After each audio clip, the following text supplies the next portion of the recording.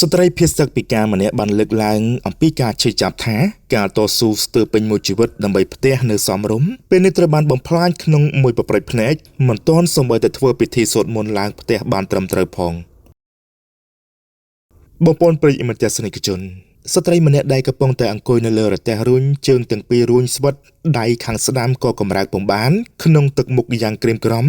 ទឹកភ្នែករលេងរលោងនោះគឺលោកស្រីគ្រឿងរៃដែលមានអាយុ40ឆ្នាំគឺជាជនភៀសទឹកម្នាក់ដែលបានភៀសខ្លួនមកពីភូមិជោគជ័យឃុំអូបេជនស្រុកអូជ្រៅខេត្តបន្ទាយមានជ័យនៅក្នុងចំណោមជនភៀសទឹករាប់ពាន់នាក់ផ្សេងទៀតដែលកំពុងតែស្នាក់នៅក្នុងមណ្ឌលសុវត្ថិភាពវត្តច័ន្ទស៊ីសាមគ្គីរតនារាមដែលជាជំរំជនភៀសទឹកស្ថិតនៅក្នុងឃុំគោបស្រុកអូជ្រៅខេត្តបន្ទាយមានជ័យបន្ទាប់ពីការឈ្លានពានរបស់កងទ័ពថៃ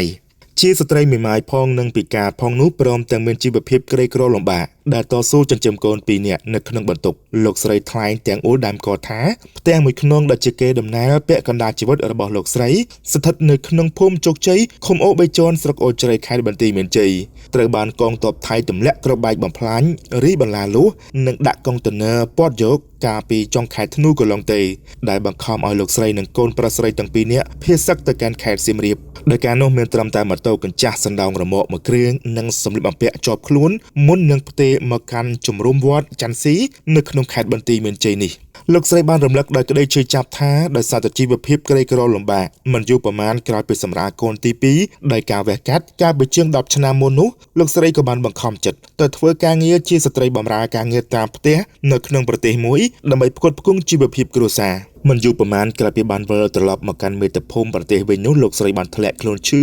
និងវិវត្តទៅជាពិការធ្ងន់ធ្ងរនៅប្រមាណឆ្នាំចុងក្រោយដែលត្រូវអង្គុយនៅលើរទេះរុញហើយមានកូនជាអ្នកមើលថែ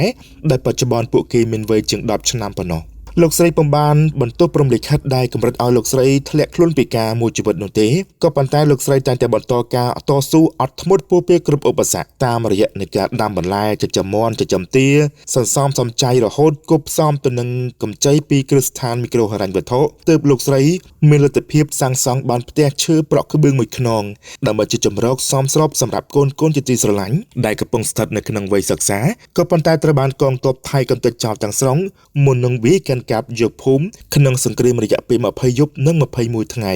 លោកស្រីបានលើកឡើងថា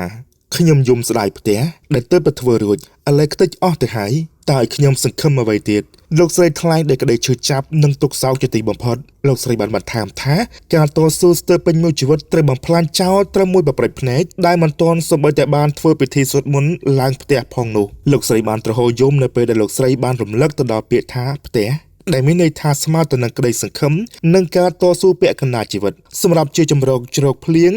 បាំងថ្ងៃនិងបាំងខ្យល់ឲ្យកូនដល់កំសត់ដែលបានកំព្រាឪពុកតាំងពីវ័យកុមារនោះបច្ចុប្បន្នលោកស្រីនៅតែជំពាក់បំណុលស្ថាប័នមីក្រូហិរញ្ញវត្ថុសម្រាប់ការសាងសង់ផ្ទះដែលបានក្លាយទៅជាកង្វល់និងបន្ទុកធំនៅពេលដែលបាត់បង់ទ្រព្យសម្បត្តិគ្រប់យ៉ាងខណៈដែលសុខភាពលោកស្រីក៏កាន់តែទ្រុឌទ្រោមជីវិតអាផបខ្ញុំខំសន្សំតាំងពីជើងទាំងពីរនៅដើរបានរហូតធ្លាក់ខ្លួនពិការប្តីបោះបង់ចោលតស៊ូចិញ្ចឹមកូនម្នាក់ឯងឥឡូវតើឲ្យខ្ញុំរស់យ៉ាងណាខណៈដែលកូននៅតូចណាស់